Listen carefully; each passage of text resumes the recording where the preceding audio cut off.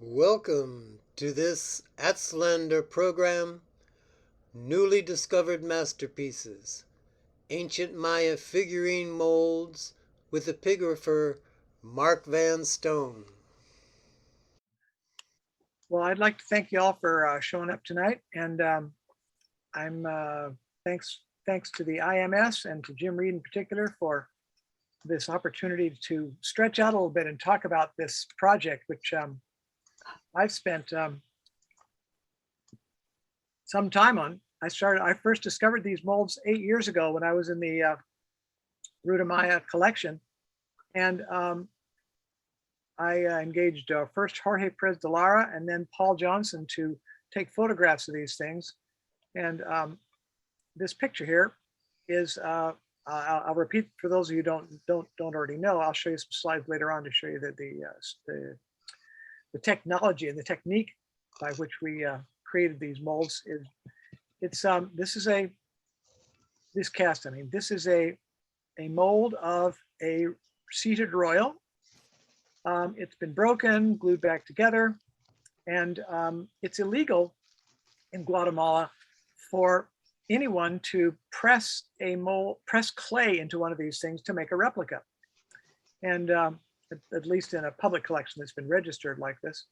And pardon me. And so Paul Johnson, my co-author, just invented this technique by which you photograph this thing in a different way. You manipulate it in Photoshop and put in a fake shadow, and you get what's called a virtual cast. And that's what's happening here on the right. This is actually a photograph of this mold that's been lit differently and then treated in Photoshop to create this fellow. And he is a ruler with interesting pose. He's got one hand on his knee, his other hand is sort of in his lap. Hands are kind of crudely drawn, but the feathers and his face and the headdress he has are beautifully executed. This is an open maw of a bird. There's his eyes, there's its jaw. We're looking at the palate of the bird. It has sort of a human-looking palate, and the big eyebrows, and then the feathers. These would be his wings. The feathers on the sides, and the top part would be his tail feathers, because this is not just any bird. This is a bird descending from the sky. And I think that in some sense, that is what is behind all of the American Indians wearing feathers in their hair, is that they're a world tree with a bird perched in the branches. Let's see if I can get this to move to the next slide. This is an Izapa Monument on the left that shows a descending bird, only it's not a bird, it's a human being with wings, dressed as a bird, but perhaps it's an ancestor from an Izapa monument. Let's see if it has the number.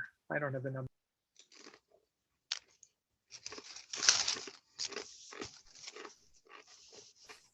Can you hear me now? I muted myself by accident.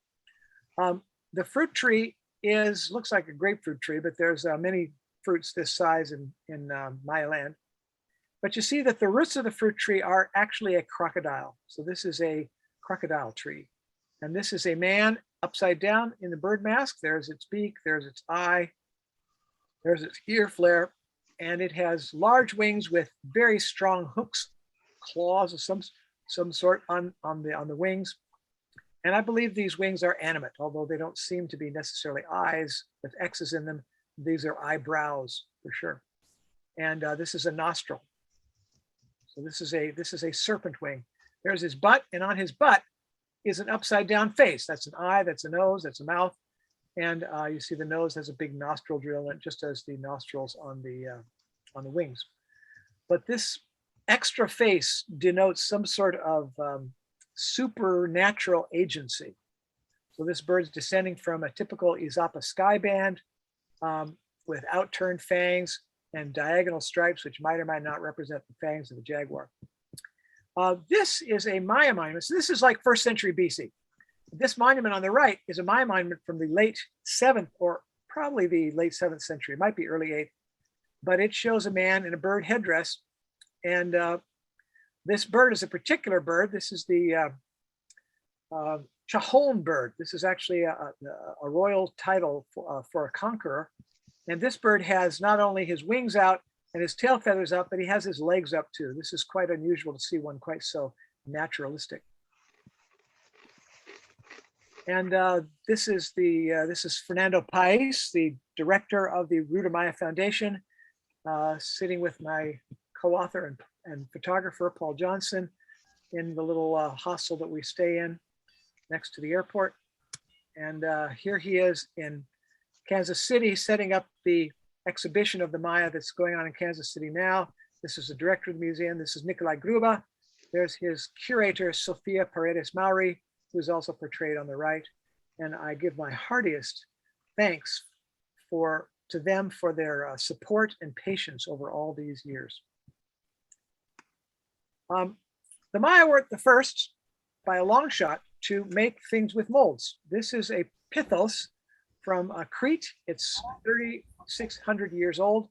It's huge, and I have taken a close-up of this area of it and blown it up to show you that this scrolling wave design that's really common to Crete is actually made by successive stamps of a particular double spiral design. The flowers are very obviously stamped into these spaces as well. And this was going on in Crete thousands of years before the Mesoamericans started doing this, stamping machines. This is also Cretan.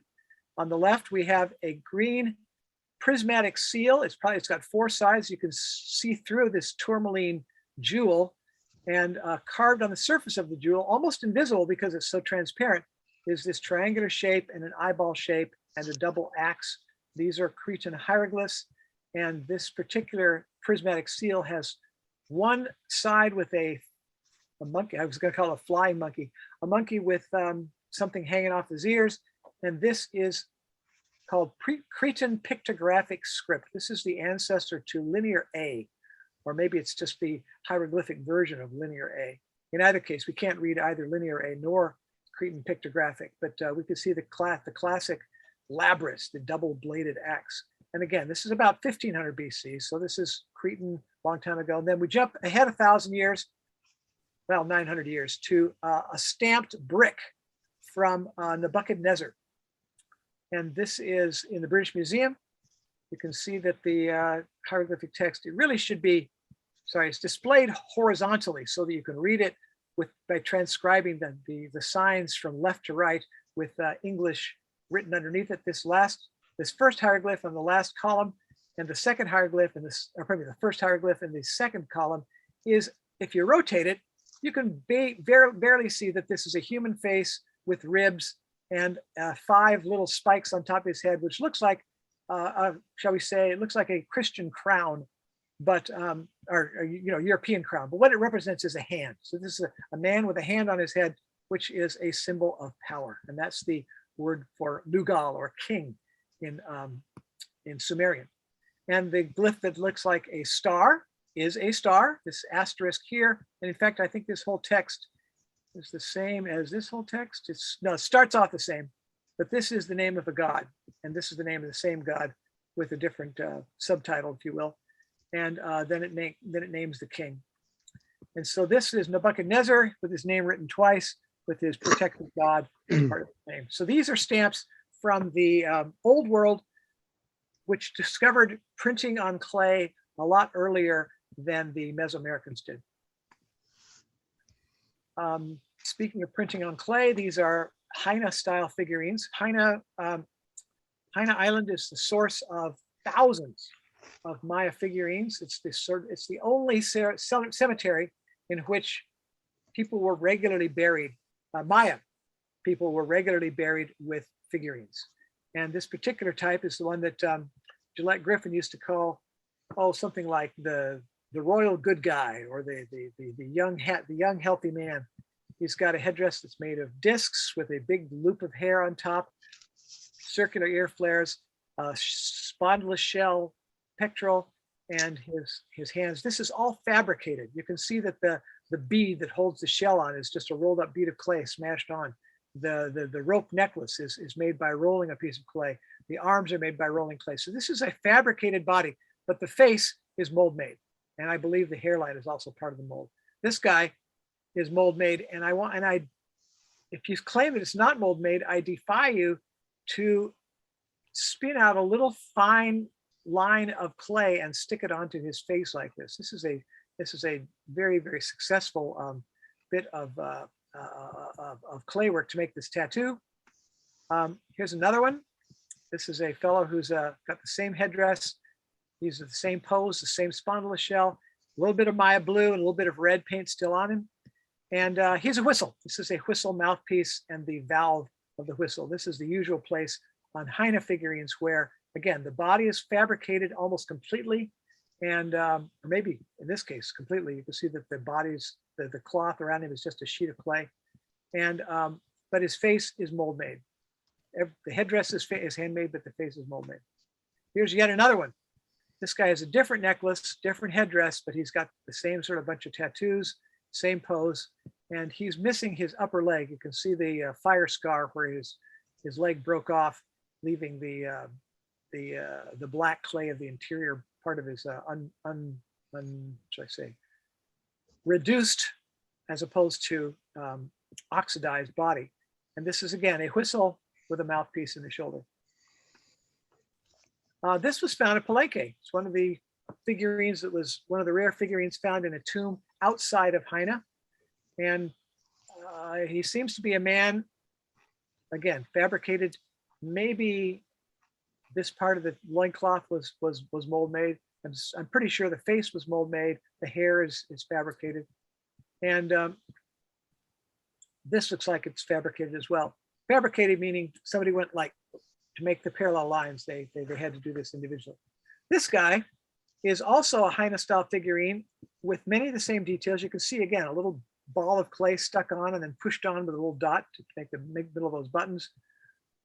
Same with how his collar is fabricated, but his face is mold made and the headdress is mold made, except for the teeth of this open-mouthed serpent. There's a close-up of, you can see that this is all handmade. You can see the scratch marks. You can see the raised chips on the edge. So this is all handmade down here. And up here, you can see that this is mold made. I think the ear flares might have been added on. And this is clearly scratched into the palate of this critter. And again, this is a toothy bird. There's its eyes, there's its wing feathers. It doesn't seem to have tail feathers sticking up. Another Heine figurine, the face is the only part that's mold made. The rest is fabricated. Somebody went, many times with the tool to make the necklace, make the designs on the cloth. A little bit of red paint on the face, a little bit of blue paint on the clothing. This one, on the other hand, the entire front of this figurine was molded. It was pressed into a mold. I believe that even the little indentations in the cloth wrapped in her hair were part of the original mold. Another frontal mold made figure. She may have had one mold for the head, another mold for the body, with this looks like a double-headed serpent bar and some sort of tassel hanging off it and some sort of purse from her body, or from her wrist, I mean. But you can see the way that the arms are glued to her side, but this is all molded at once. And it's probable, I think, that the hair is also part of the original mold. This thing on the side and the twisted cloth is, on the other hand, fabricated. It's added on. So you're going to see a lot of variety here and not much variety here. Another thing about the this face, you see the tattooing or the cicatrization on her face, whatever that is, it would be a lot easier to actually make those dents in the mold than to have tiny little balls of clay that you then stick on separately. On the other hand, the ear flares seem to be fabricated. Now, the Maya didn't invent mold-made figurines. This is a Teotihuacan incensario, theater incensario from about 100 to 300 AD, maybe a little later. But this is in the Rudamaya collection. And I want you to notice that these discs, I call them feathered eyes. They're eye rings that probably represent the eye rings either of an owl or of a moth, which is called the night butterfly. This is a moth face. This curly thing is the back here. Let's see. Sorry, you can see this from the side. That this curls. This is the curling proboscis of a moth. It has these tassels on its antennae. There's its wings. But again, mold-made devices hanging down, mold-made eye rings, mold-made tassels, mold-made plaque with the feathers around the edge, mold-made plaque on the sides. Some of these hands are mold-made, some are fabricated, but they look mold-made to me. The double face here is also mold-made, as is the butterfly nose piece that covers his mouth. Well, it would cover his mouth if he only had one mouth. But again, everything here, the reason that so many Tikisate and Teotihuacan mold-made incensarios are so prolific and so different is because this was really a mix and match. This is from a mold, this is from a mold, this is from a mold, and these are all pasted together. These guys down here are pasted together. There's an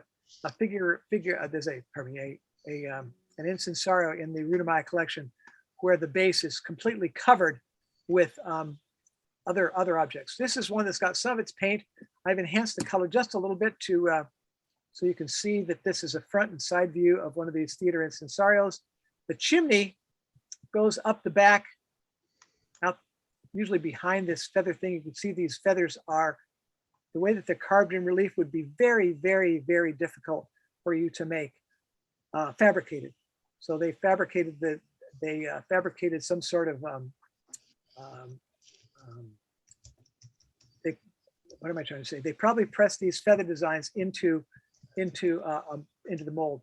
The starfish, the 6-pointed stars here, they're usually 5-pointed, are also mold made, and all of these discs and cutout pieces and the owl heads, and again, a butterfly mask.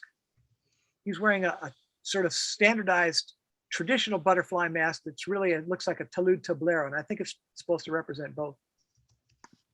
Here's a photograph I took just the day that we unpacked. I was actually here at the Rudamaya Foundation when they unpacked them. This is a table full of 6 incensarios that had just been unpacked. And you can see that there's a butterfly mask here, another one there, another one there. You see the curled proboscis.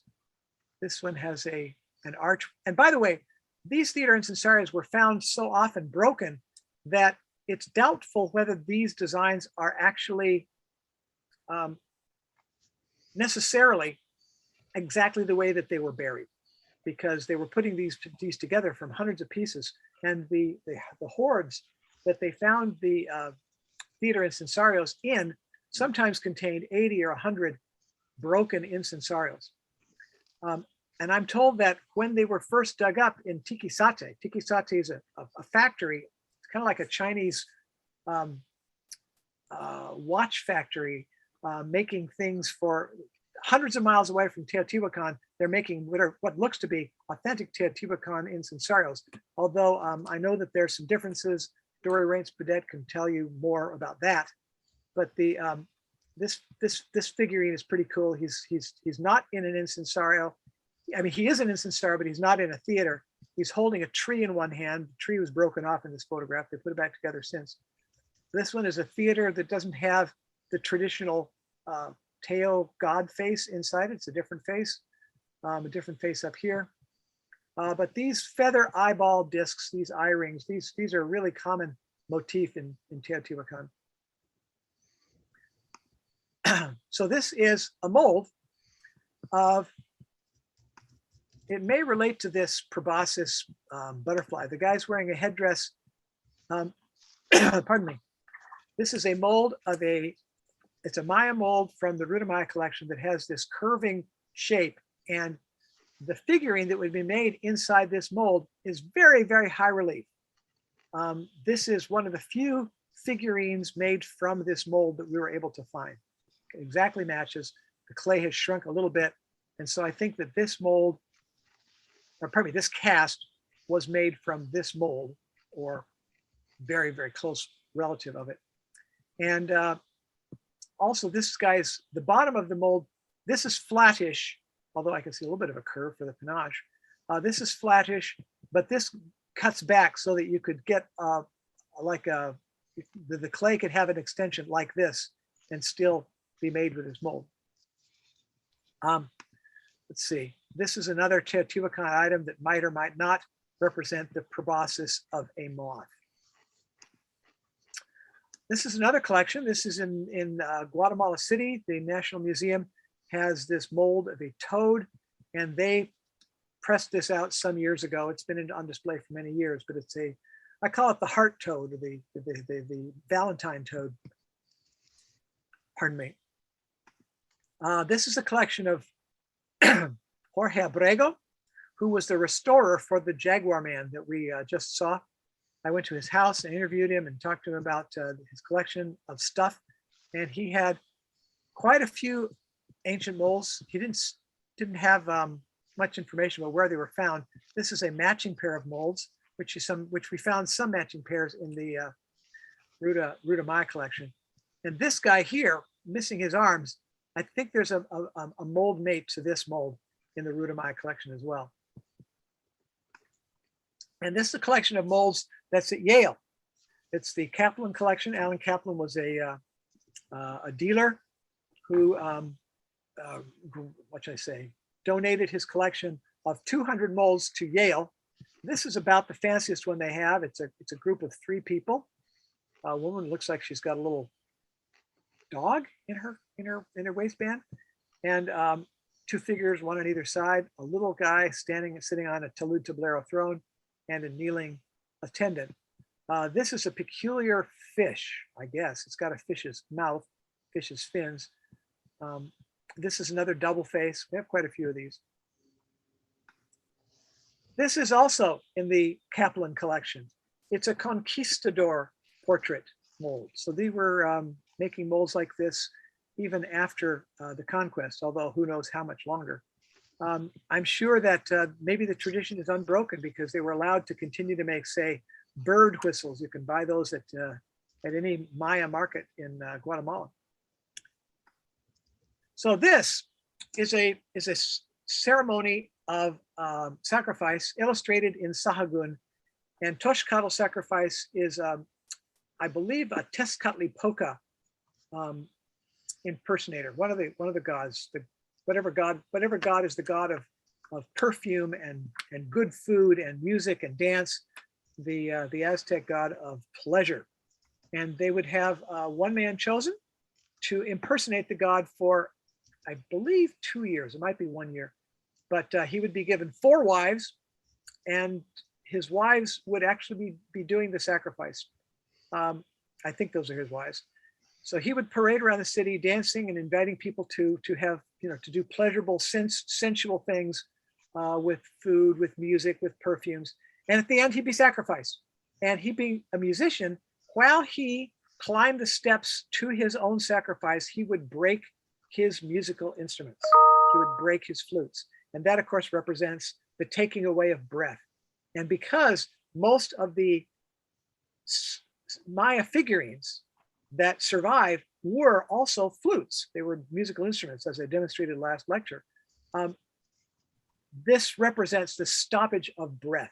Barbara McLeod pointed that out. I was like, I couldn't believe I didn't notice that. But yes, breaking the flutes represents breaking the stopping of breath.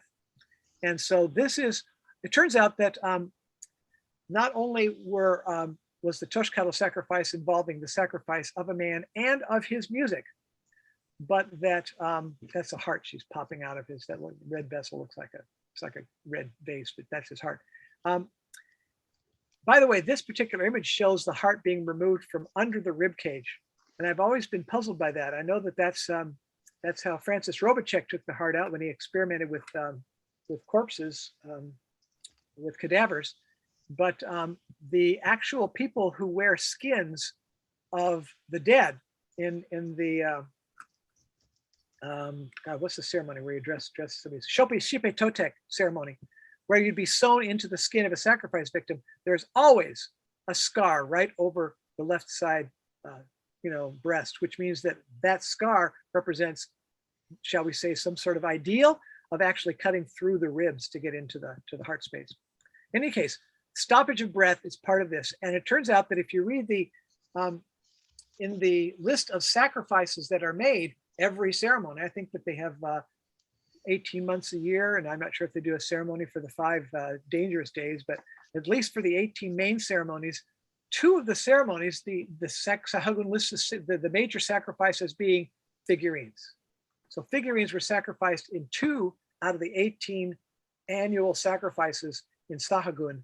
And I have little doubt that although they're working from a description here, and they're painting this 40 years after the arrival of the Spanish. Is it 40 or 30? I think it's 40. It's 1560. So 40 years after the arrival of the Spanish, they're describing this ceremony, and they say that he climbs the steps, breaks his flutes, then he has his heart taken out.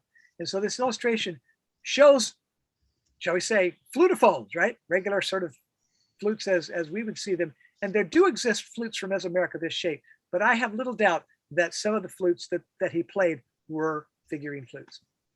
And related to this day, in Momostenango, the fire altars are what should I say, built out of broken pottery. Now again, this is not figurines, but I bet there was a lot of figurines in the original fire altars.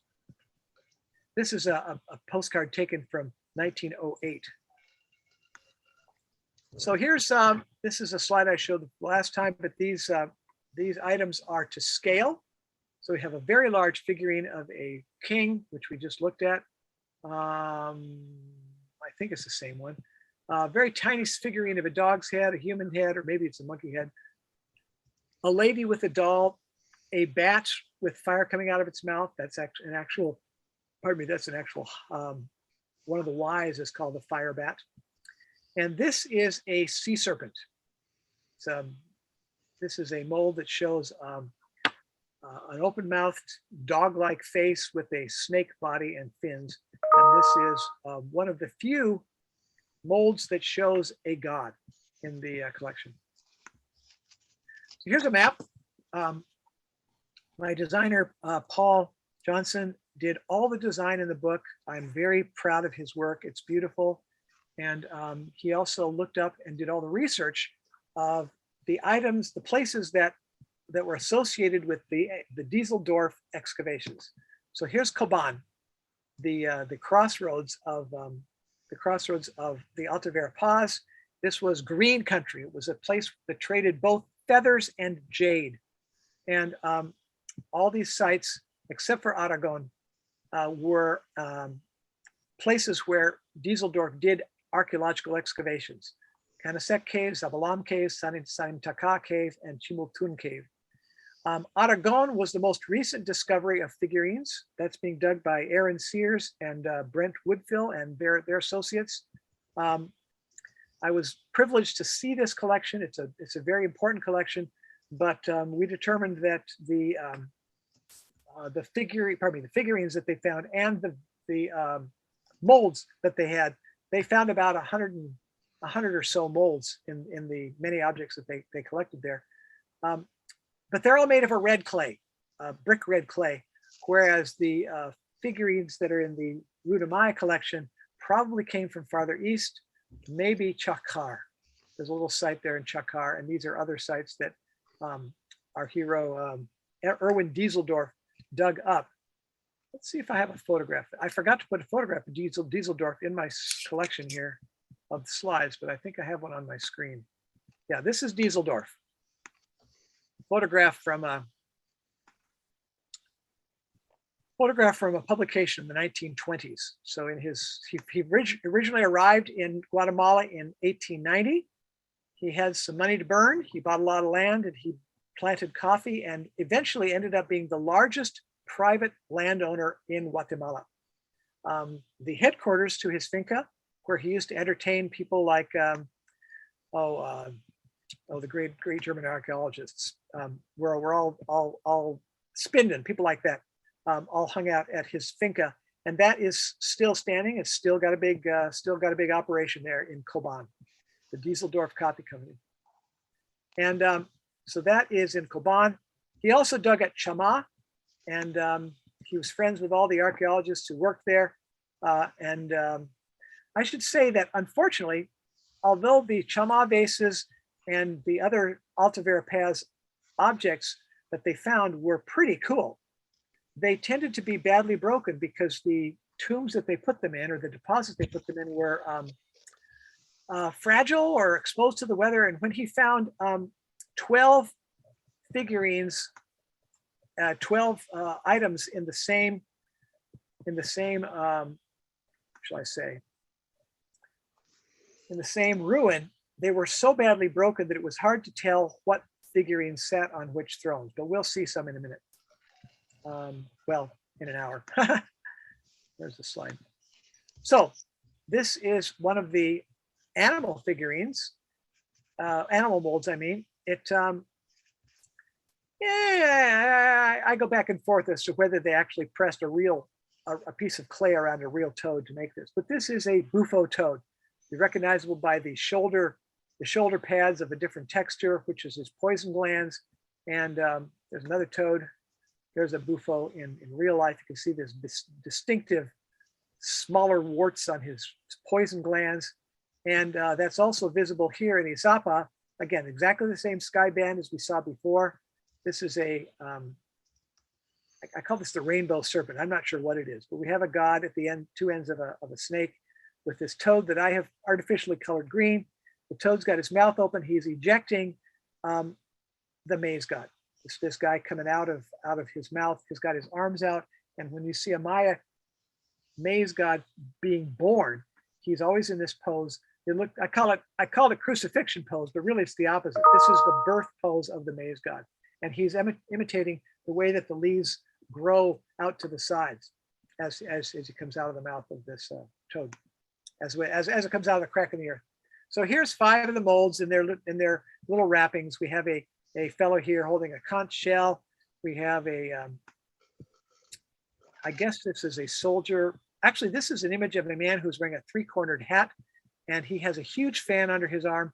And if we had the back of this mold, I'm sure it would show a hunchback, because we see images like this in figurines with a hunchback. This is a face mold. This is a bird mold. That's probably a guan, a crested guan. This is one of the few molds that had a back to it. So it's a 2-part mold, which has broken into, the back is broken, so we can see the inside of the figurine. That gives you an idea of the size. It's pretty close to the actual size of most figurines found in this area. These numbers that start with 1625, that is the code for the Principe Maya Museum in Coban.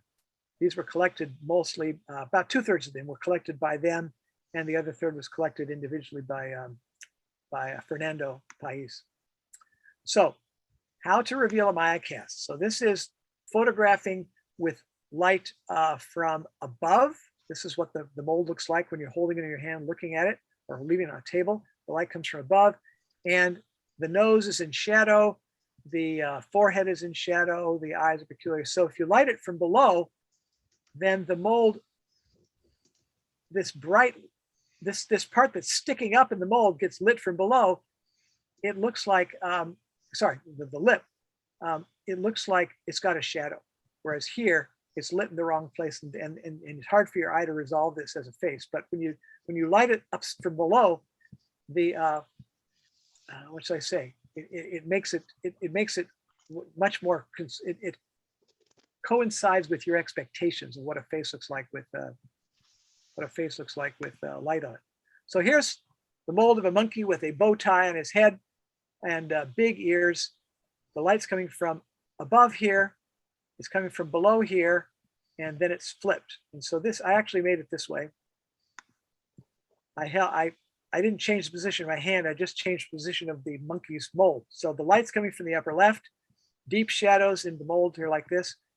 When you bring it from the upper left, from the lower right, then the lower right makes a shadow on the underside of the chin. It brightens up the forehead and so forth until it works right. So then you flip it, and so that the light looks like it's coming from below left, and you, pardon me, the light is coming from below left, but it looks like it's coming from the upper left. This is what they figure would, and then Paul would trim off the outer edge in Photoshop and create the figure looking natural. Brighten it up. Oh yeah, my photographs are always a little bit dim.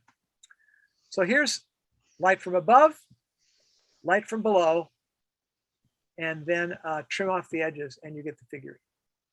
And this is taking advantage of a feature of our brains that we call the hollow mold effect, or the hollow mold illusion.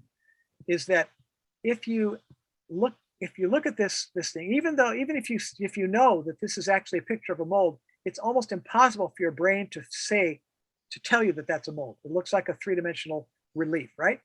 In fact, if you look at this, which is the same photograph actually, it's just flipped. If you look at this for a while, it'll pop out. Your brain will say, oh, this makes sense. And it'll make this face look like the nose is sticking out. Can you see that happening? Yes. Some of you will have a gestalt shift that will pop in and pop out, pop in and pop out.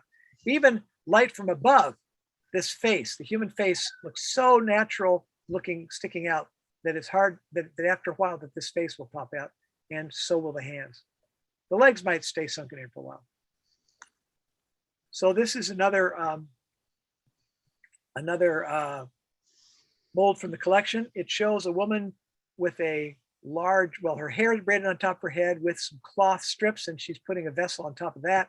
And she's trimming something, I guess she's pulling on the twisted cloth while she's doing her hair. So this is a broken mold of a lady, traditional Guatemalan lady carrying a traditional Guatemalan load.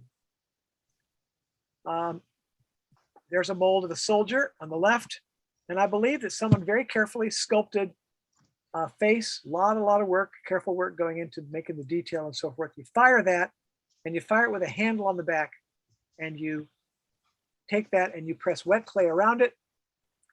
And then as the clay starts to harden, you want to do this before it dries, because as it dries, it'll shrink and it'll crack. So you pop out the patrix. Patrix means the father. Matrix means the mother. So the patrix makes the matrix is a mold, and the mold makes then we'll make a cast from that hollow space. So here's a list of the 206 or 208 figurines, or pardon me, molds in the Rudamaya collection, and what their subject matter is.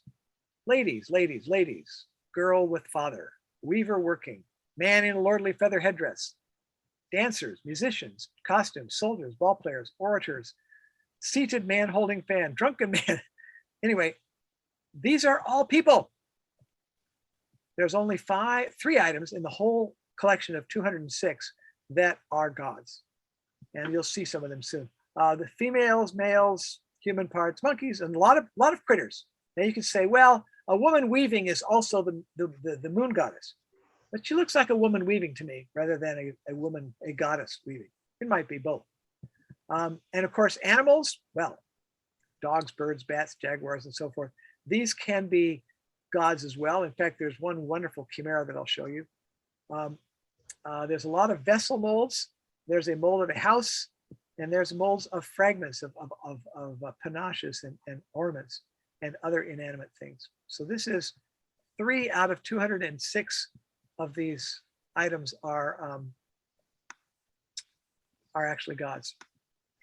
So here's one of them. This shows you the size. And I want you to see that this guy's face is about as long as, if you count the beard and the headdress, he's longer than my thumb, right? That's a pretty big face. If you put him on a body, his body would be 12 or 15 inches high. Even sitting down, it would be big. And this is a rather large thing. And I should say that the Aragon molds are even larger. Whatever they were making in Aragon, a lot of them were not figurines. A lot of them were some sort of applique with an inscription this long, or I say this long, you can't see my hands, 8 inches long, and faces that were even larger than this one. So there's one of the gods. You could tell it's a god because he has, god eyes. You could argue that this is a man wearing mask. Well, okay. It's got that typical Bach face on top of his, that How face on top of his head, royal headdress. And this is This might be a fire glyph, or it might be something else. Anyway, that's one of the gods. But I think that it's possible that this large face mold would be used to make an applique rather than a figurine. Does that make sense? This is one of the things that Dieseldorf dug up, fairly complete, and you see that it's a head of a god attached to an incensario. And I should mention one of the features of an incensario is these spikes, because they probably originally made incensarios out of the trunks of a ceiba tree. And these are the Maya gods, just to remind you. This is Shellhaus's gods. God A and A prime are death gods. God Q seems to be a god associated with death. There's G, there's R. I think R might be one of the hero twins. C is the generic god. M is the masked god with a long nose, appears a lot in Hawaii. This is the moon goddess. CH. I wonder if this is, yeah, this is probably the hero twins. This is Hunapu and this is Spalanke. I might be wrong. But so they got gods. We got a deer god who's Y and so forth. And then he also discovered the glyphs for animals. And so we have the muon bird, which is an owl. We have the macaw. We have a collared vulture. We have a hund, a dog, a deer, and other jaguars and so forth. So they have several animals that he was able to find the glyphs for, which helped us when deciphering finally came around, that we could see that this was a ku and a ku, making kook, and that this says, this macaw is spelled mo-o, which is mo-o, which is macaw. And this says 13 owl with just a portrait of the bird's head. So they didn't just make ceramic figurines. They made figurines out of all sorts of stuff. I have little doubt that they made them out of bread dough. And these are offerings in the Templo Mayor. And these two figurines, Aztec figurines with inlaid eyes in one case, were cast out of copal. So they were able to cast all sorts of things. And I have no doubt that they made edible things in these molds. So I think we left off with this. I call this the third eye monkey.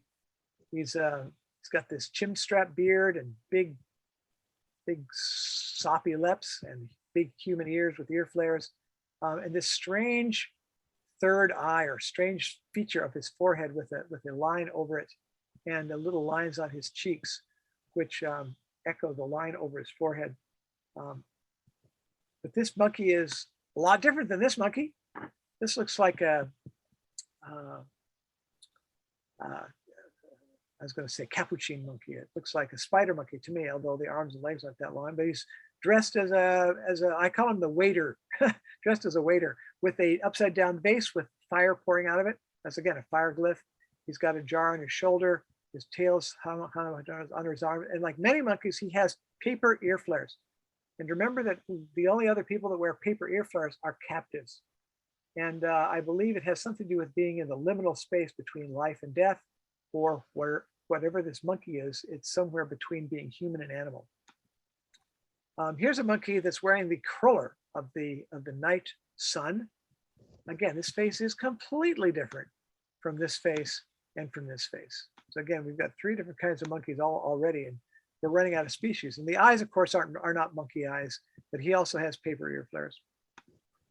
And here's an interesting monkey. This is either a monkey or maybe it's supposed to represent a puma or some other kind of cat. It's got a long tail hooking over its ear. But this mold is actually part of a three-part mold. It attaches to this guy. There's the other side of his face. So this, the left side of his face and the right side of his face, these would go together. And he's got jaguar claws. And the man that he's holding, who's peeling his lip back like an Olmec baby, right? Like an Olmec supernatural. He's peeling his lip back and he's transforming into a jaguar. At least his feet are, his hands are. Here's the backside of it. This is a three-part mold that was used for making figurines without ears. Neither of these guys has ears, without jewelry. So this would have been, again, a composite figure, which was mold-made body with jewelry added, with ears added, with headdress added or whatever. there's a lot more complexity to these types than before. Here's another monkey. He's wearing a nice knotted, that's what I call a royal knot. It's got a loop on one side and it's open on the other, but this knot for tying up his loincloth. And the collar here, I call it a Puritan collar, but he's got this long object. Again, I was going to say the mold might have been the cast might have been decorated after it came out of the mold. There's another guy wearing a chin strap beard. He's got what looks like human ears. In fact, he might not even be a monkey. Kind of hard to tell. The eyes look more human-like than monkey-like. And I call this guy Hellboy. It looks like he has horns that have been sawed off, just like the character in Marvel Comics. And here's a monkey with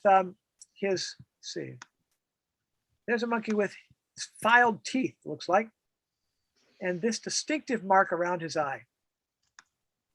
There's another version of him. Again, he's got the same marks. He's got the same teeth. Here's his face. He's got small upper incisors and large lower incisors. You see that? And this heavy, lumpy cheekbone under his eyes. He's got an ear flare like an ear shaped like a jaguar. But where is he? Oh, there's the same guy without the ears. This was probably made for the same mold. It's got the same teeth. There's the mold. And another monkey. This guy has some sort of insets in his eye, which have fallen out. He has wrinkled eyebrows. That's usually a sign of a skull. He's got an inset space for his under his nose, human ear, and again, a paper ear flare. So this is a liminal version of the monkey. And then there's a completely wild looking monkey chattering away in the treetops, looking fairly au naturel. And then there's this monkey. He's got paper ear flares, again, the liminal / captive type monkey. He's holding his hand on his chest, another hand on his head, which I believe does not just represent, monkey scratching his fleas, but it's probably a gesture that has some sort of meaning. Might even be a ritual meaning that would represent some sort of behavior at court. But you notice he's got a very prominent penis. This is something you never see in Maya rulers or gods.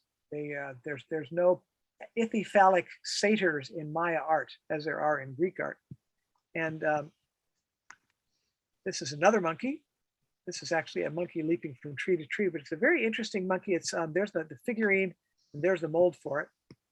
And this is, again, one of the few figurines for which we found a matching cast. So I have a mold and a cast that match in size, that match in shape. The 9 square vertebrae on this guy are in, see how this one's a little bit longer and these two are kind of grown together. This is kind of longer and these two are kind of grown together. So this is the same mold that made this one. This surprised us when we first discovered that out of 200 molds, we had only like 5 that we could find actual prints from. So 203 of these objects in the collection are new examples of Maya iconography. So there's a lot to look at here. So here's a dog. You see this monkey with his penis protruding, and then we have a dog in the same pose. He's wearing a nice necklace. He's got a stern look on his face. I like the way the corners of his mouth open up, but he's again showing that he is not human. He's wild because he's not ashamed to show us his penis. And it turns out that in the root of my collection alone, which doesn't have that many figurines, maybe a couple hundred, we found 12 exposed penis, well, 11 dogs and 1 monkey. This is a monkey over here. But 12 figurines that matched the object, but none of them that matched the mold. So they made, for this case, we have 14 different molds making the monkey and the dogs and the 2 molds that we have. Were manufactured to show this wild dog. I also want to notice that this collar might supposed to have been decorated like a rope, but that's definitely a rope. That's definitely a rope. That's definitely a rope. That's definitely a rope. And again, The women that Mary Miller says are women being sold at a slave market are dressed in a nice dress, but they have a rope around their neck, and that that shows that they're captives. So are these dogs. Whatever that rope represents, I think it's a little bit more complicated than Mary Miller's transparent reading of it. And some of these dogs are well fed, and these two are hungry, showing their ribs. And this one has either a hat on or a hood, or it's a dog out in the rain. This has got a nice necklace. It looks like it's made of coffee beans. This monkey has paper ear flares and a single corn cob around his neck. So here's the last monkey head that I found. He's again got these semicircles around his eye that are raised just like this guy has. And I think that they're signaling the species of monkey here. I think it's a spider monkey that has this distinctive markings which around his eyes.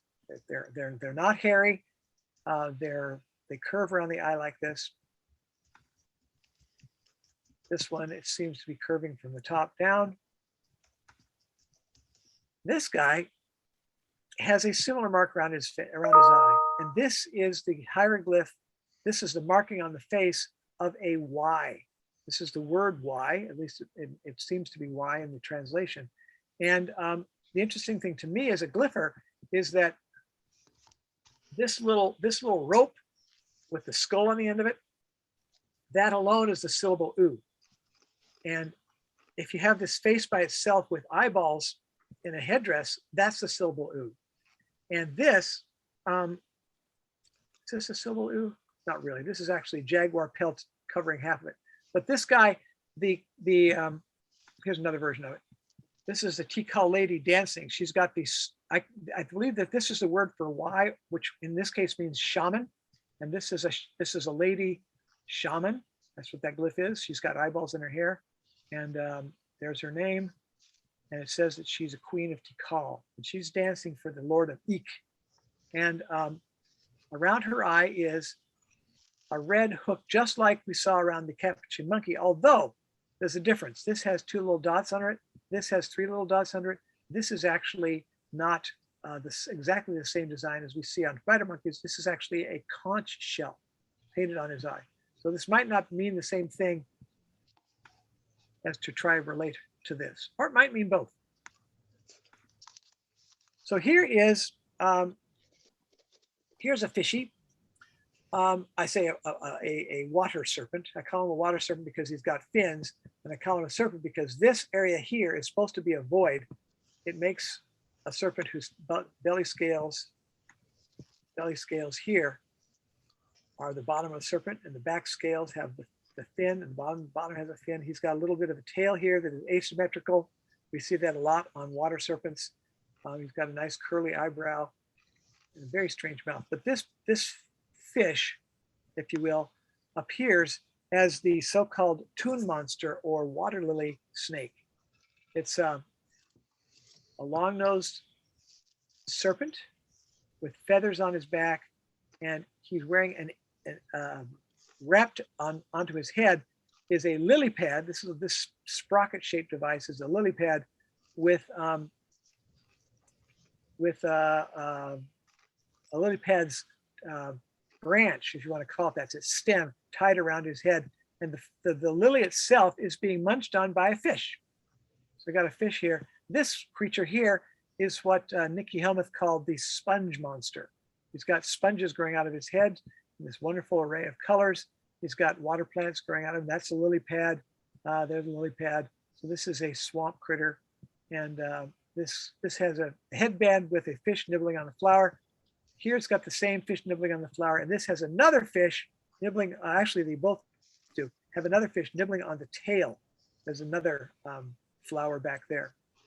So this is the colors that belong on this figurine. Now, here we have a figurine of a monkey. So I thought that was my last. This is my actual last monkey. He's holding his tail here. His feet are together underneath his loincloth. He's wearing a little bow tie. In fact, this bow tie is pretty much the same as this guy's wearing. This triple knot with two side things. He's got this around his neck, and it looks a little bit like the mask, the butterfly mask we saw at Teotihuacan. But in any case, what's really remarkable is that on his forehead is this marking. See that? This is the keen sign, the Mayan sign for day. Okay, and this critter, this snake with the water lily on his head, is the Maya hieroglyph for year. Here's the date on the Leyden plaque with the year sign as a water lily serpent with, again, a fish eating his tail. And this says 3 years, and this says 12 days. And the monkey that's the day sign is this guy. So this makes me wonder. We've got figurines of toon serpents and keen monkeys. Are we just missing the Winal toad and the birds that represented Katun and Baktun? That there was some sort of display, this tableau of figurines representing a date, and the live, let's just say, the characters that represent the numbers. This is the Kinich glyph, which is a god with a keen in his forehead. And this is the monkey version of the on the Yashlan Little 48, early classic monkey with representing the word keen. And he's got a 10 glyph, which is a skull in his lap, and a 6 glyph, which is a god with an axe in his eye, in his hand. So he's got the number 16. He's counting 16 days. And he also has a tail that turns into a serpent. This is not that rare. We saw that. So these are the Dieseldorf thrones. This is a throne that I first saw in Berlin right after the wall came down. I was probably there in 1990 because the wall came down in November of 89. And I went to Dresden. And this is called the Dieseldorf throne. It was given to the museum in 1895. It was one of the first things Dieseldorf dug up when he was there. And this broken off piece, you'll see in a second, is a whistle mouthpiece. This is, the side has a figurine holding a shield with one hand and what looks like a spear, decorated spear on the ends. And then on the wide side is, on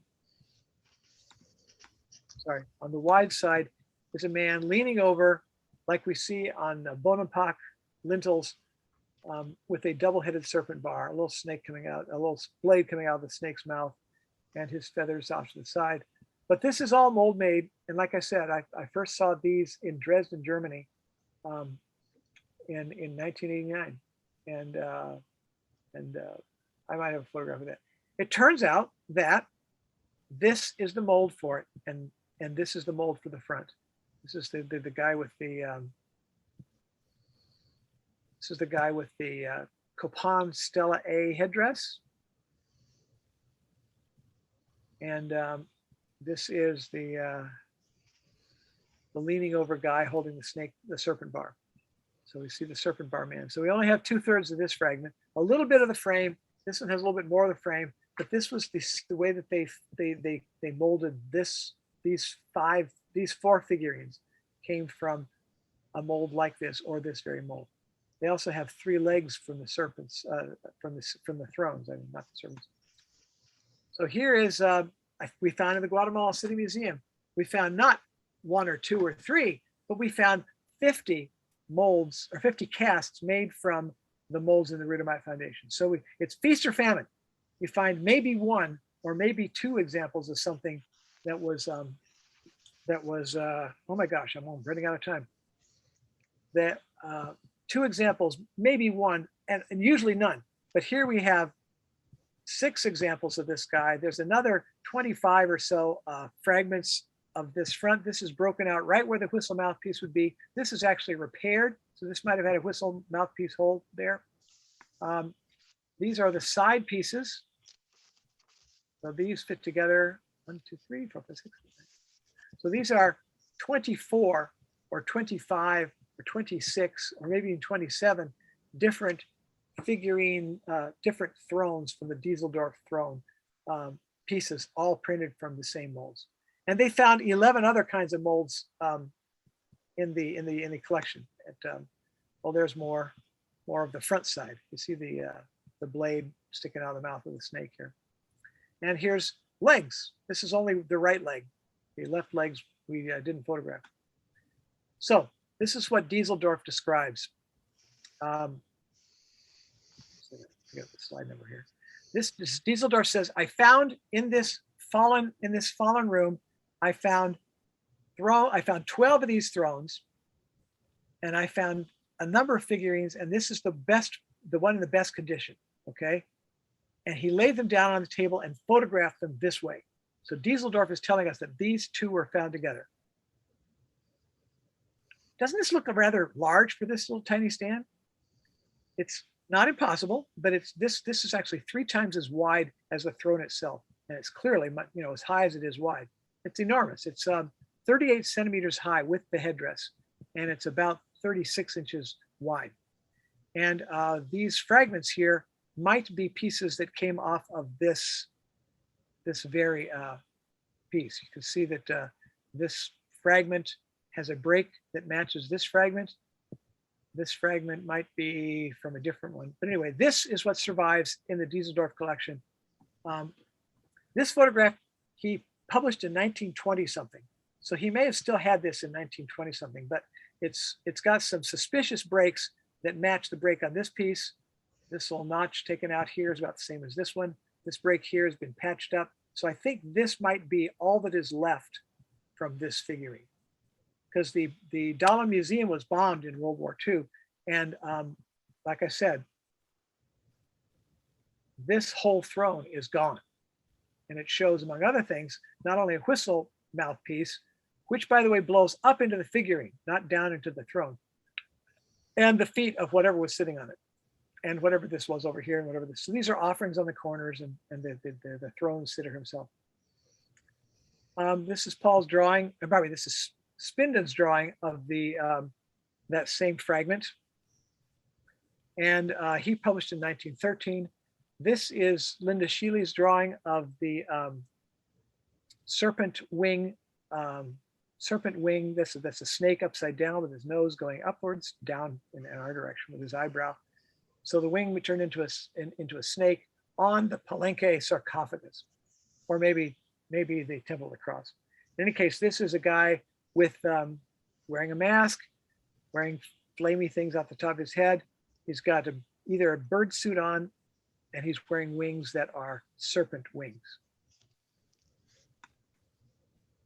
And then we started finding fragments all over the place. The more we looked, the more we found. Here's serpent wing, serpent wing, serpent wing, serpent wing. These are all fragments of serpent wings. And these are all in the Guatemala City Munay collection, the Museo Nacional. And they are, this is, I guess, a serpent's nose. But anyway, you can see some of the colors are still bright. What was I going to say? Oh, this is probably the origin of the serpent wing. You have a lot of gods with another god growing out their butt. This is Kaminalhuyu Stela 10. He's wearing a mask. Here you can see the mask real clearly. His face, his lips and his eyes are showing. He's got a breath bead to show that he's breathing. There's this other god on top of his head that has plants growing out of his forehead, and coming down from the sky, and I've marked in blue here, is a bird. There's his beak, there's his eye. And these wings are animate. So these are animate wings in the late preclassic. There's another Dieseldorf throne sitter. I'll be done in a second. Again, this is Dieseldorf published this photograph. This is all that's left. And maybe this bit of a face. This is the eye, this eye, I think. So these two pieces survive of this guy. And this figure on his head is wearing an ear flare that has it has a flange that has an ear flare and an eye and a nose. There's the eye, there's the nose, there's the ear flare. And we'll see that. And he's got panaches of feathers coming out the side of his head. And this, he also has a broken mouth of a bird on top. There's the eye. There's the same eye. There's the mouth again. It's the maw of the cosmic monster. There's another guy wearing the same maw with a chalk on with a tlaloc. Sorry, He's got a chalk ear flare as well. There's an ear flare. There's the chalk's nose, and this is the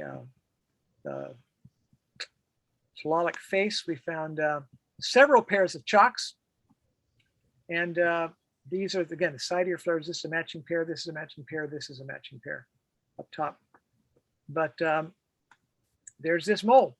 Again, one of the 3 god molds in the mold collection at Rudamaya Foundation is not a figurine head. It's a flat flange for something. And it's probably also chalk. This big beetling forehead is, I think, represents thunderclouds. And here's the surviving piece of this pair of pieces that formed a Tlaloc face that's in the Guatemala City Museum. And these are probably mold mates. They look like they're coming out of the same mold. This looks a different one. So they have, and this, by the way, of course, this trapeze and ray is a Tlaloc symbol. So Paul did this drawing of a reconstruction of a dude wearing a open mouth bird with its side feathers and tail feathers, and the Tlaloc mask above it, and the chalk masks on the side. He's just bristling with gods. And we found the molds for these side feathers are drawn from the molds. One of these molds is in Guatemala City, and the other mold, well, pardon me, in the Munay in Guatemala, Museo Nacional. And these feathers, and that's where he got these. There they are. We've laid down this thing on top. So here's the chalk face. There's the Tlaloc face. There's the other chalk face, and here's the mold for a chalk face feather panache on the side of his head. So this is, again, a lovely reconstruction made of different chunks. This is a mold, and this is a cast. This is a mold, and this is a cast. So we're mixing and matching fronts and backs. Then in Denver, I found this. It's a lady with 2 little tassels on the side of her head, with a fish nibbling a water lily, like we saw on the water lily serpent, a feather panache hanging out the side of her head, a wonderful little turban, a tab that probably was not by itself. There probably was something that would be hung on there. And we have the mold, we have a mold for a panache just like this. It's not the same one exactly. And we have a mold for the lady just like this, except that she's not holding kids, but she's got the same hair. Whoever this goddess is, she's reproduced here in the Denver piece. When Justin Kerr took this photograph, he looked at it carefully. He thought that maybe this was a pastiche, like many of those giant urns from southern Guatemala, Jaguar urns that are pieced together out of broken pieces. That she might have a head from one figurine and a body part from another, and there might be some. Anyway, this fish he thought might have been added on. But this face we see again and again. This face in figurines. This one's the same hair and same ears. It's got a square ear flare. And here's another 3. Whoever she is, she was popular. This is kind of an Olmec, kind of a Zapotec mouth, isn't it? And then I found this in San Diego. Museum of Mankind, now known as the Museum of Us, has a face from this same set of gals. Fun, huh? And this fish nibbling a water lily is some sort of symbol of fertility. It's the same as the hummingbird sipping at a flower. And here's a bunch of fish at water lilies. And I believe that these 3 are from the same mold. These 3 are from the same mold. And these 3 are from 3 different molds. This seems to be a match for that. Well, his mouth's different, but this is a drawing from Spinden of this guy. This might be the tail from this figurine. And lo and behold, in Japan, the museum. Let's see who the owner is here. Trying to get this to move. Hiroshi Miura's collection has this vessel, which was printed from molds exactly like these 2 molds of the Dieseldorf throne. And found this in another collection. This is an American collection, also with the same 2 molds. A little bit of extra stuff added. This serpent has something growing out of his mouth, which is not on the Dieseldorf thrones. I'm gonna zoom. Sorry? Can you see it? Did I hear a question? No, my mother just came home and I'm telling her I'm doing Zoom. On Zoom, Mom. Okay, I'll be off in a second here. We also found fragments in the moon eye. So basically, Dieseldorf gave a bunch of stuff to Berlin in the 1890s, and a few more just before World War II. And then when he died in 1946, the rest of his collection went to the Museo Nacional in Guatemala City. So these are in the main Museo Nacional. These are corners of Dieseldorf thrones with a seated servant, another seated servant, and are they the same one? Can't tell if these are the same. Anyway, this is a little bowl that was sitting on the corner of one of these thrones. So these are all bits and pieces of that same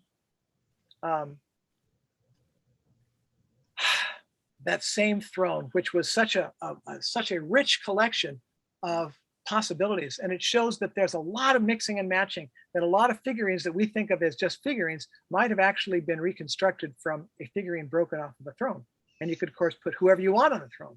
And the tops that I've seen, just the broken bits of the tops of the fragments that you see in the Moon Eye collection, they all have different scars. So there was something else stuck to each one. Let's see. This is a front and back of a dancer. I'm going to just show you a few more cute ones. This is a vessel mold. There's a picture of the cast of it. This is a mold for a dog with his mouth open screaming. Maybe it's a jaguar. There it is. We have him among the dogs, I think. Anyways, among the animals. But this is what it really would make. This dog, right? Here's a dog's body. It's like a dead dog or a dog whose limbs are tied. His head would have been cast differently and so forth. Here's a peculiar mold. It has a dog's face inside, and the outside it has a dog's head drawn on it. But it's one of the only molds that has a matching drawing outside. And this is one of the most peculiar guys. I call this the cacao pod monster. This is what the mold looks like. You can see that it's shaped as if it were making a leg of a vessel, right? It's one of those figural, like the parrot vessels that you see from Colima. They have parrot-legged vessels that are pumpkin shaped. So I think this might have been something that attaches to a vessel. But the front has this incredible face with what are either four great big buck teeth or maybe blisters on its lips, and it has these sort of crocodile-looking scales on its back. It's a very cool thing, but it also looks like a cacao pod. So I call it the cacao pod crocodile monster. And if it would be attached to a vessel, it probably would be upright like this. And I think that what we're showing here is the Izapa Monument that shows a crocodile with his face down, turning into a tree that is, what should I say? The crocodile tree is another motif in pre-Columbian art. And here's the same bird. This is actually a bird wearing a bird mask. This is bizarre. It's got this double body. It's got a body with a face on it that makes it a god. And this is the bird that bit off the arm of the hero twin. He's got the arm hanging up underneath his mask. But he's portrayed as a bird wearing a bird mask. And this is an ordinary bird who also has a human face on his belly. Go figure. I call him the monkey waiter. This is another, I call this the shrimp monster. I'm not sure what it is, but this is the third figurine that might be a god. A little bit of the color. This is the color after, this is the painted on color. This is painted on color, but this is natural color. So this is fire scars that make the red and the black. What's this? This is just another, this is a monkey with snakes coming out of his mouth and a wind rattle. Basically it's saying music. So this is again the mold and the cast from this mold, and the side mold and the cast from the side molds, and the actual side of the throne. This is a mold of a very interesting dude with giant ears or ear-looking things and a chin strap beard like we saw in the monkey. And he has god eyes in this pictures, but the actual cast that we found has human eyes, but it's exactly the same forehead wrinkles, exactly the same beard. And now we know what he's wearing. The two seated figurines exactly the same size. This guy's fairly wild. You can see this one is fairly neat. There's one loose feather there, one loose feather there, but his brother has a lot more loose feathers in his headdress. But again, bird's mouth, bird's wings, bird's tail. Ladies with babies. I showed you some ladies with figurines, and these are life-size kids. Oh, and life-size kids and life-size dog. Another life-size. Oh, this is a mold of the lady of the dog. So there's lots of ladies. What Carl Talby calls market ladies. This is the guy that I call the orator. Sometimes he has his right hand up, sometimes he has his left. And we found, what's going on? Lots and lots of casts of this guy, but not from that same mold. So there's 12 of these figurines, none of them matching each other or the original orator, but they're the same cloth, same loincloth, the same body, same genuflection. There's a lady holding a guan in her hand, and there's the guan mold.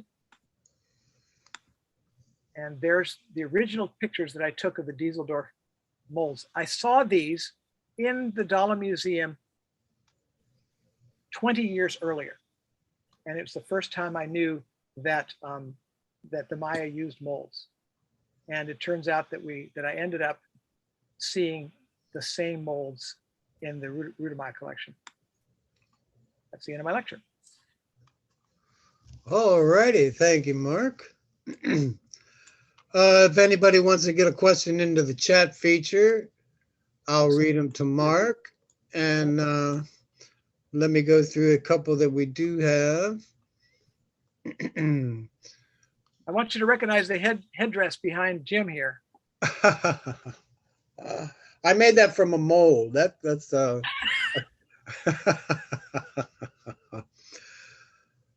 let's see. Mark with a C was talking about Stella 2, 7 Macaw and the Twins, Crocodile.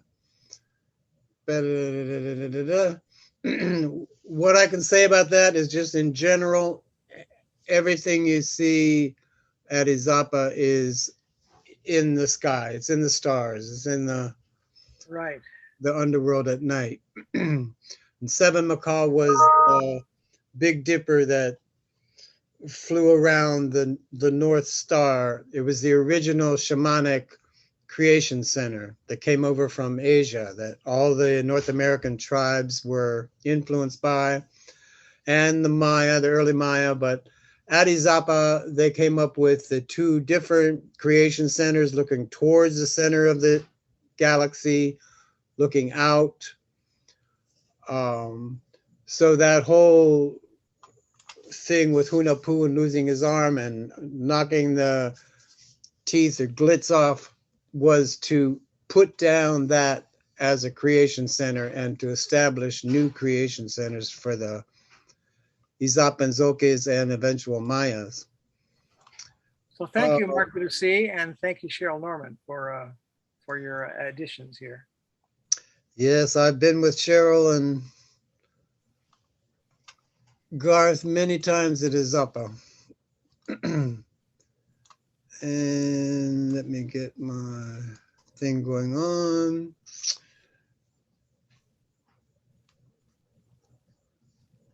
Yes, everybody, the recording is still going on, and I'll be sharing that with all my Auslander email lists.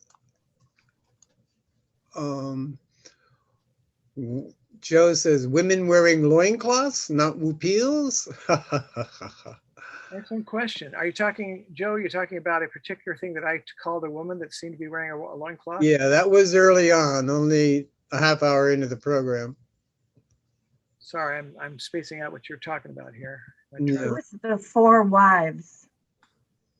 Oh, the 4 wives. Let me go back to the to my slides and see what I'm thinking about here. Half an hour in, huh? And let me just say, Sophia is with us tonight, if you'd like to. Yeah, that's Sophia. She's got That was the Sahagun picture you showed, Mark. the Sahagun picture. Thank you very much. Oh, so they weren't, you're right. You're right. Maybe these are just, I saw there were 4 and I thought maybe they're wise, but you're right. These are Aztec priests, but they all have long hair. Yeah.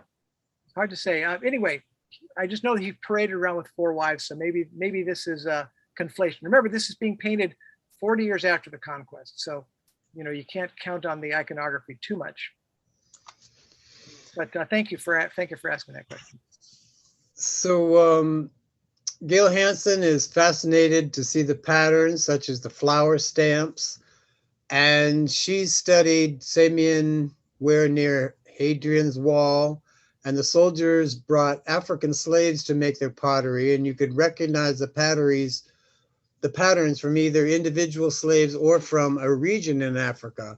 And she's wondering if there's any evidence of any particular artists of the molds, like there were of stamp molds used to decorate Roman pottery. Excellent question.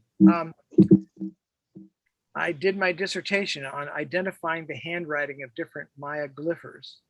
And so I should probably look at that, or someone should. But yeah, I'd love to talk to people about whether different molds are made by this. Nobody's done. Let me back up. I don't know of any sampling of these molds for thermoluminescence or for not thermoluminescence, but and analyzing the materials in them. I don't remember seeing any drill holes. We should ask Dory that. But there's pretty much 2 kinds of clay. There's red clay and there's yellow clay. And there's 2 kinds of molds. There's really beautiful molds with very flat outlines, carefully made, crisply, sharpened edges and so forth. And then there were ones that have sloppier edges. And some of the red clay tends to have sloppier edges, and 1 or 2 of the yellow clay have sloppier edges. But the molds, the best molds, seem to have a real uniformity of style, at least of the edges. And as far as who's carving the patterns, I'm sure that when you look at faces, you'll start to see features that you might think of as a kind of a hand, a handwriting style or facial style. You notice that the last lecture I gave, I showed, let's see if I can find it. Last lecture I gave, I'm going to see if I can find this. Remember the faces I showed of the figurines that were around the El Peru window. Let's see. Let me just find the El Peru images from. There we go. I'm gonna share my screen. Is that all right? Give me a second here. I can figure out how to reach the share screen button.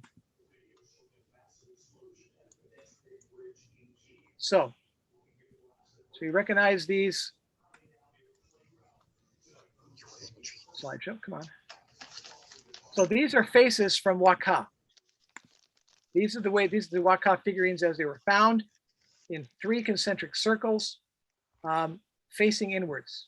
And this is how they were cleaned up. They were, by the way, these were smashed, and I may mention this last time, that although these were put into a tomb and therefore well preserved, that about 100 years after the figurines were set up in their little array, somebody came in and threw a bunch of rocks into the tomb. It doesn't seem to have been like just a roof collapse that caused this destruction. This was found underneath some deliberate filling of the tomb. And but these figurines around the rim, you see that these are all real similar, from this guy all the way around to this guy. 1, 2, 3, 4, 5, 6, 7, 8, 9, 10, 11, 12, 13 assistants. How about that? And of the 13 assistants and the larger figures, which are called the king and the queen, there's pictures of them Michelle Rich's display at the LA County Museum. You can see that these two are whistles, and this one is not. Most of them are not whistles, but there are three that are. But the faces on them, the king and the queen are molded from the same mold.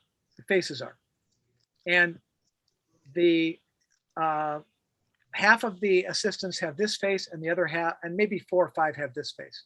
So of the 13, there's about 7 or 8 like this, and there's like 5 or 6 like this. So you can see that this little eye with the straight mouth, this is the only one that really seems to have eyes marked in the face. All the rest of the figurines in the waka, I take that back. One of the dwarfs has a face, but most of the waka figurines have sort of no eye indications in the sculpting, and they even painted over it as if there was no eye there. See that red stripe across it? But be that as it may, these noses look like 3 different artists to me. Just look at the way the noses and the mouths are made. So you can certainly tell if there's a, if I can find something else there. And here's the dwarfs. These dwarfs have the same face and the same body. This is actually probably, I'm sure that these were made from either the same mold or by the same artist, because it looks like these arms were not molded arms. The hands might have been, but this guy has a different face than the rest. And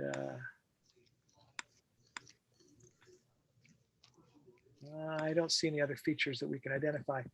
But Christina Halpern's done a lot of mold-made connections across the landscape.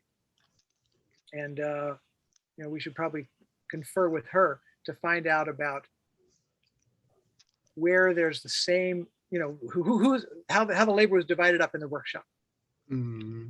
And you know, looking at these serpent wings, for instance, here that are behind Jim, and the sky bands that are behind Jim, there's a lot of repetition that is close enough match that it might be the same artist making similar things, even though it's 2 different things. But mostly it's real easy to spot the exact matches. Let's see if there's any other question. Well, yeah, go ahead. Did you answer Gail's question about types of clay for different types of molds? Excellent question. Used for facial tattoos, an example? You know, that's a good question. Gail, are you familiar with the cuneiform nails that they use to drive into the walls of their mud brick temples that have a prayer carved on them, or prayer printed into them? The cuneiform clay, they used a sturdy clay for the nail that they wrapped with a finer clay for the text. So the part that they wrote on was a much finer grained clay than the actual nail itself, and it might have had something to do with the strength. But I've not seen that happening in Maya figurines. I have not seen like a red face on a yellow body, for instance, or you know, distinctly different clay. The ones that have different colors on the same figure seem to be fire scar colors as opposed to clay mixture colors. So were any of the molds or figurines found in raised mound home areas of the commoners, or were they all found in the city proper areas of the elite and rulers? Well, that's an excellent question. Has anybody ever been to Patricia Morales? Yes. Workshop in what town's that in? Muna. In Yucatan. This wonderful vase painter. She makes replicas that are as good or better than the originals, as far as her understanding of making Maya iconography, you know, having it come fluidly out of her hand. And she's living in essentially a large peasant house, right? It's large enough to have a workshop, but she's not rich, she's not powerful. And the same seems to have been true in ancient times. The workshops were wherever people that were able to work on these things lived. And it might be that there were some carvers who were, what should I say, living in the suburbs or in the boonies. And there were royal workshops, supposedly, and there were commoner type workshops. Most of the Heine figurines seem to have been found in and around the, or should I say, workshop Heine figurines found archaeologically, such as the one that's the Naranjo figurine that's on the cover of I don't have a picture of it right now at hand, but the Heine figurine that is also blind, by the way. I call them blind. Michelle Rich just differs with me and says that they didn't paint in the eyes. But these figurines that don't seem to have eyes, there's one of those on the cover of Christina Halpern's book, and it's a Heine style figurine. And what was I going to say?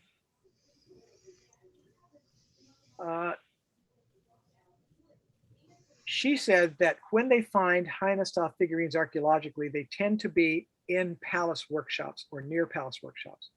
And the other ones, you can find them anywhere. I believe that at Tikal, there were large number of, let's see if I get this right.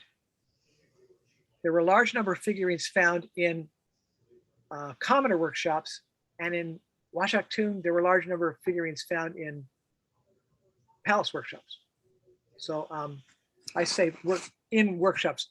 I don't know if I have seen archaeologically discovered workshops except for the Aragon, which is a salvage archaeology. I mean, the guy that discovered it with the bulldozer, and Brent and Aaron went in there and saved an amazing amount of stuff considering how much the bulldozers had crisscrossed the area. My hat's off to them. They did a fabulous job of collecting and consolidating and marking these really important discovery of an actual workshop and in a place that was damaged by modern work. The hill's been reshaped a couple of times in modern times, and there were already several buildings on the hill where the workshop was. But in answer to your question, I showed a slide in my there's a page in my book. By the way, let me show off the book. Can you put me on the screen here? Yep, you're there. Okay, so this is, if I can get this thing lit up properly. So this is the book, and you can see that there's some of the pages have bleed pictures, right? The first 100 pages is got white edges. The next 200 has got some black edges, and then there's another 100 pages of white.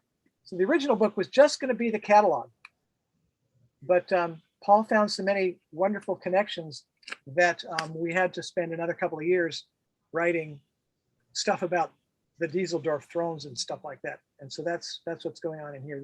These are just like this. So what was I going to say? The spacing out here. Can you remind me where I was before I grab this? I'll forget my train of thought. Well, anyway, Virginia Miller is wondering, do you differentiate between moths and butterflies, and if so, how? Excellent question.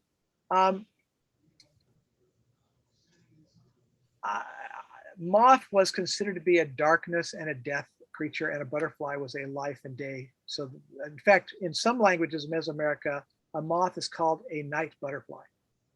And I think that moths and butterflies had the same sort of iconographical overlap and the same sort of differentiation as we find between snakes and skeletal snakes, which were actually centipedes, right? They thought of a centipede as being a live snake skeleton, or a dead snake, if you will, somehow animated dead snake.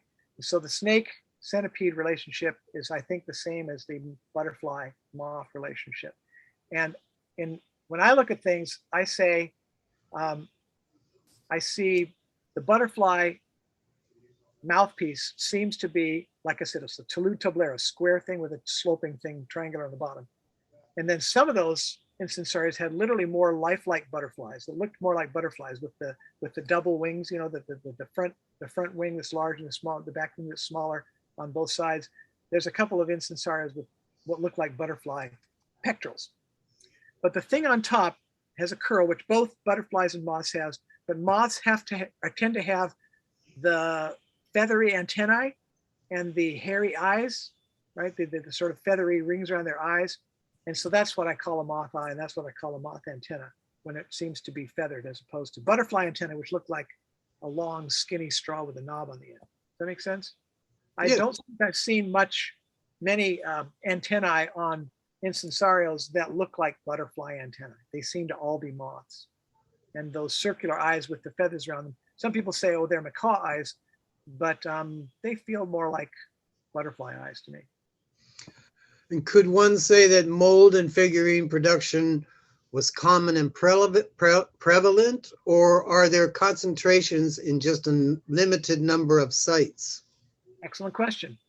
I think that they happened in every site, and I think they plagiarized each other and they copied each other and they traded, and that they were widely dispersed.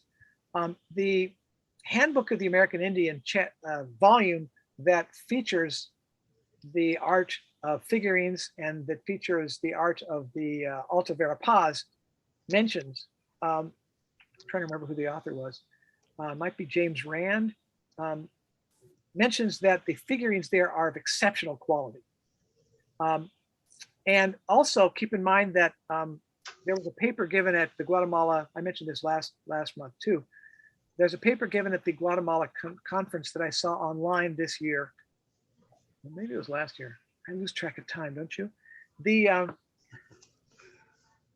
archaeologist was tracing all of the Jaina figurines that have been discovered archaeologically back to their source. And he found some from Veracruz. He's found some from down the coast, Honduras. And on my chart, that's what I was going to look at. My chart was in that book. The chart that shows where the archaeologists have found figurines at archaeological sites. And there's like 60 sites listed, lots and lots of sites. And they're almost always found broken and in the trash, almost always. And the 23 that Michelle Rich discovered at El Peru Huaca was a major anomaly. And even those had been sacrificed later, right? They threw rocks in on top of it. They smashed them. But for the most part, 1%, except for Jaina, only 1% of figurines have been found in graves. 99% have been found in middens, in trash, in construction fill, just scattered about. And the Aragon discovery is really important because they have both figurines and molds from the same dig. Whereas the Kaplan Collection, which was about 2/3 all collected from one site because of clay matches and so forth. Maybe Chakar, maybe Chipok, one of those places nearby. Those molds all seem to be made of the same clay, which means they probably were found at the same site. The Dieseldorf molds and the Dieseldorf figurines were almost all broken. They were Dieseldorf's collection at the you saw in my photographs of the Dieseldorf thrones, right? Those were mostly fragments of thrones. And he had at least 3,000 fragments that he gave to the Guatemala City Museum and another several hundred to Berlin Museum. And almost none of them are whole. Whereas the molds in the Rudamai collection are almost all whole. So they were buried more deeply. They were more protected. They were preserved better for what it's worth. And I have not seen, let me just reiterate, I've not seen any figurines that have one kind of clay for the face, another kind of clay for the body. They all seem to be made of the same clay. And it all seems to be pretty fine clay. The red clay, the yellow clay, they don't seem to be any better quality one than the other. It's not got like one's more sandy or crummy or something like that. But in answer to Thomas Filsiger's question, mold figurine production was common and prevalent. It was done everywhere. The problem we have is that these things were meant to be sacrificed. They're meant to be broken. They were used, they were played, they were paraded, and then they were smashed, thereby taking the breath away, the sacrifice. And I know that just, I say that with such confidence because the guy that dug Temple B, I interviewed the guy that dug Temple B at Calakmul, who found 600 broken figurines or fragments from 600 broken figurines on the steps of the largest pyramid at Calakmul, on the steps. And he just says they just walked away without even sweeping up. So Phil says, great presentation. And he's sure you know by now there was a large number of ocarinas, figurines found at numerous sites throughout southern Belize. many of which were clearly mold made. You may wish to check those out at some point too. In particular, numerous examples come from Lubantum. Thank you very much, Phil. I knew that when this book was published that it would smoke out a lot of these collections out of the woodwork. I was only working with the collections that I knew had been published and that I knew about, and I will not claim to have done any sort of exhaustive study. I started with Christina Halpern's book, which is pretty exhaustive, but I kept finding more. Yeah, there's a huge collection. Yeah. Joyce published a bunch of them in the 1930s in the Royal, I forget what the name of the exact journal is, but I can send it to you later, in Britain, and published, I mean, literally hundreds of these have been found. Many of them with hieroglyphic text, like the ones you were showing on the thrones. And I published some of those through my reports on Southern Belize material and in my dissertation. So you can see some of that stuff there. Thank you. Did she find many molds? I don't know if there's any molds that have been found. Joyce doesn't, he just shows the finished, he did mostly drawings of the stuff that they found. And they don't indicate it, but they're clearly mold made. We've seen them up close. Yeah, definitely mold made. I think almost basically anything made in the classic period, at least the face is going to be mold made. Yeah. And I remember seeing a video of El Mirador. They found some classic settlements inside the Mirador Basin, and so Richard Hansen made a video, and I saw it on YouTube or something, and he held up and look what we found. Here's 2 molds from this, this workshop. Oh, wow. So it's like I made freeze frames of those, but of course making a freeze frame from a YouTube video is like generally not high quality. but I you see these things, and then at the Guatemala City Conference, when I was talking to Aaron and Brent about their excavations, the assistant curator at the Popol Vuh Museum came up to me and says, "We have some molds." And then I went, my last day in Guatemala, I went over there and photographed their 5 molds. And while I was photographing their 5 Maya figurine molds, I walked by a case that someone was unpacking or moving around, and it had maybe 40 or 50 Teotihuacan molds. And I didn't have a chance to photograph those. So when I go back, I'll try to get the Teo molds as well. Let me just say, while we're talking about or mentioning Belize, tomorrow I'm going to release my next video from my June Belizean adventure, where I was exploring the different sites where the archaeologists were working. And this one's going to be about Pacpitun.